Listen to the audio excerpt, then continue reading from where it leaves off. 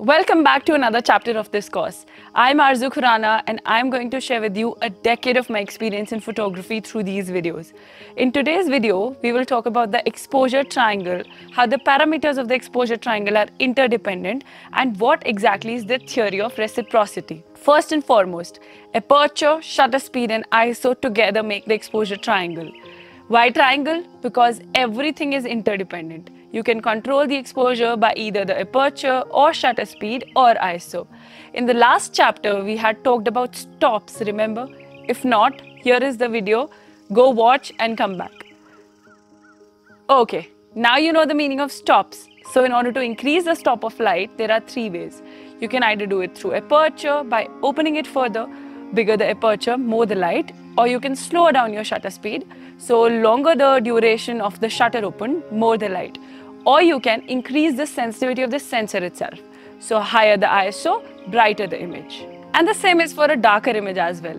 You want to click an underexposed image, you can simply reduce the size of the aperture or fasten the speed of the shutter or make the sensor less sensitive towards light.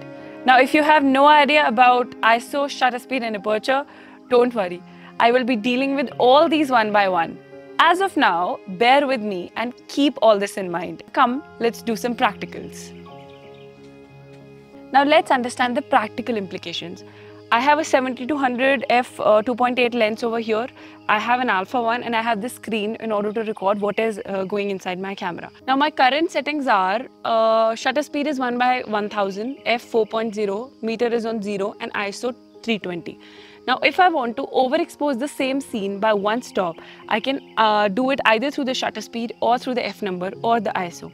Now let's see, if I want to overexpose the same scene by one stop, how can I do it by shutter speed? With shutter speed, I can make it one stop slower. So 1/1000, if you have to slow it by one stop, means 1/500. You cut it by half, you slash it by half. Now you can see the effect of it on the exposure meter. It's +1.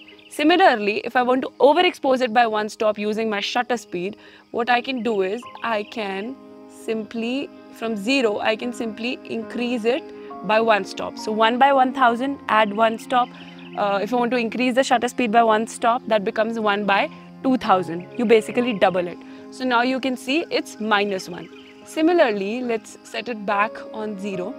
If I want to overexpose the same scene using my f number, I can reduce the f number by one stop.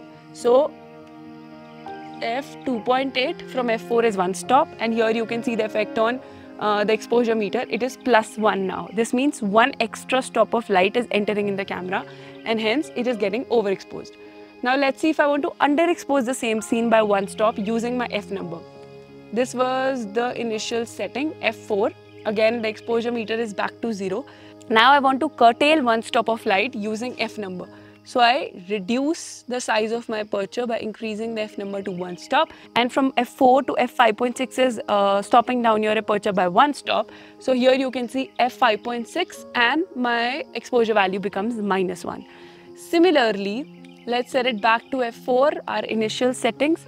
Similarly, if I want to overexpose using ISO, I can double my ISO from 320 to 640, and you can see the exposure meter is now on +1. We have made our sensor one stop more reactive, one stop more sensitive towards light, and you can see the effect. Now let's set it back to 320, those were our initial settings, and see if we can underexpose it by one stop using my ISO. Now it's 320, so if you reduce the ISO by one stop, you divide it by half. Okay, a lot of insects are here. You divide it by half and it becomes 160. So here you can see the effect, it's -1.0. Okay, now when we have established that we can control exposure through these three parameters, now is the right time to introduce you to another concept called the theory of reciprocity. It basically means you can achieve the same lighting or the same exposure through different ways in photography, as you just saw. But then there's a little more to it. There is a relation between the intensity of light and the time the camera's sensor is exposed to light. So intensity of light is basically the light available in the scene and the size of the aperture, which controls the flow of light into the camera. And time is basically how much time the camera sensor is exposed to light, which means the shutter speed. The combination between them will give you the exposure. Now let's check this practically. Now here are three images with exactly the same exposure but absolutely different settings. The EXIF details of the first image are f number is 5.6, shutter speed is 1/30 and the ISO is 100. While in the second one, f number has been stopped down to f8, ISO is 100 and the shutter speed is 1/15. But the exposure is exactly the same. Now check the third one. Here the f number is f4 while the shutter speed is 1/60 and ISO is again 100. But the exposure is again the same. What exactly is happening? How is the flow of light not changing when I'm stopping up and down the aperture and changing the shutter speed as well?